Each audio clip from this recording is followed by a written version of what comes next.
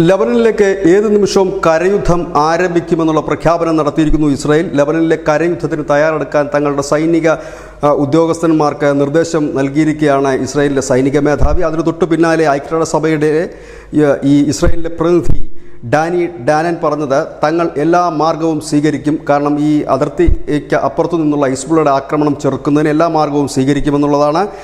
നാളെ Benjamin Netanyahu ഈ UN general അസംബ്ലിയെ അഭിസംബോധന ചെയ്യുന്നുണ്ട്. ഇന്ന് അദ്ദേഹം അമേരിക്കയിലേക്ക് പോവുകയാണ്. ഏതായാലും വളരെ നിർണായകമായ ഒരു സമയത്തിലൂടെയാണ് കടന്നു പോകുന്നത്. ഈ വരും മണിക്കൂറുകൾ വളരെ നിർണായകവുമാണ്. കാരണം ഇപ്പോൾ ബെഞ്ചമിൻ നെതന്യാഹു അമേരിക്കയിലേക്ക് പോകുന്നു. ഒപ്പം തന്നെ അദ്ദേഹം നാളെ ഐക്യരാഷ്ട്രസഭയിലേക്ക് എത്തി ജനറൽ അസംബ്ലിയെ അഭിസംബോധന ചെയ്യുന്നു. ഈ 48 മണിക്കൂറിൽ നടക്കുന്ന നീക്കങ്ങൾ, അതായത് ഏതെങ്കിലും തരത്തിലുള്ള നയതന്ത്ര നീക്കങ്ങളോ മറ്റോ ഉണ്ടായാൽ ഒരു യുദ്ധം, വലിയൊരു രീതിയിലുള്ള ഒരു സമ്പൂർണ്ണ യുദ്ധം ഒഴിവാക്കാൻ കഴിയും. ഇല്ലായെങ്കിൽ അതിർത്തി ഇസ്രായേൽ കടക്കുമെന്നുള്ള കാര്യം ഏറെക്കുറെ ഉറപ്പായിരിക്കുന്നു. കഴിഞ്ഞ ദിവസങ്ങളെല്ലാം ഇത്തരത്തിൽ തന്നെയായിരുന്നു വാർത്തകൾ വന്നിരുന്നത്. ഇപ്പോൾ അത് അക്ഷരാർത്ഥത്തിൽ ശരിവെക്കുന്ന തരത്തിലേക്കാണ് ഇപ്പോൾ ഇസ്രായേലിൻ്റെ സൈനിക മേധാവിയും ഒപ്പം തന്നെ UN സഭയിലെ അവരുടെ പ്രതിനിധി ഡാനനും പറയുന്നത്. News desk news India Malayalam.